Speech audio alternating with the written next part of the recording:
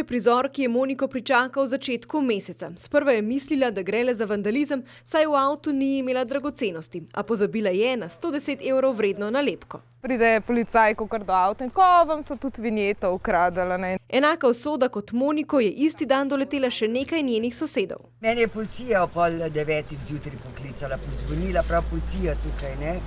Jaz sem se ustrašila, ne.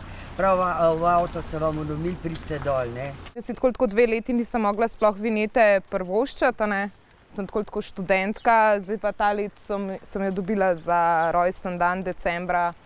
In pa mi jo po enem mesecu tako ukradejo. Odrezek, račun in policijski zapisnik na Darsu niso zadostovali za nadomestno vinjeto. Jaz sem tle dobila odločbo, s katero so mi zavrnili izdajo nadomestne vinjete in zdaj sem se napisala pritožbo na Ministrstvo za infrastrukturo in prostor in v bistvu zdaj drugega kakor čakati pa upati ne morem.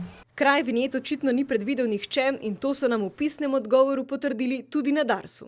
Dars d.d. za ukradeno vinjeto ne more izdati nadomestne, saj za to ne obstaja pravna podlaga. A če boste na Dars prinesli ukradeno in poškodovano vinjeto, težav ne boste imeli. Sosedu so ukradli tudi odrezek in po mojem so tudi v mojem avtu iskali odrezek, ne. In pa grejo na Dars, lepo predložijo odrezek, ne, dajo to prošnjo, izpolnijo za izdajo nadomestne vinjete in oni imajo več možnosti, da dobijo pol nadomestno vinjeto, kakor jaz, ko so mi jo ukradli, ko imam zapisnik, ko se vidi na avtu, da so mi jo ukradli.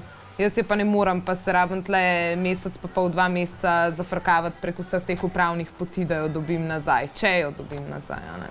Zdaj strahom pridem v avto, ko sem zdaj prišla, ne, in zdaj, ko sem vas zagledala, sem mislila, da je že spet kak ulom, ne. In prav občutek varnosti je tisto, česar prebivalcem Šarhove ulice ne more povrniti niti nova vinjeta.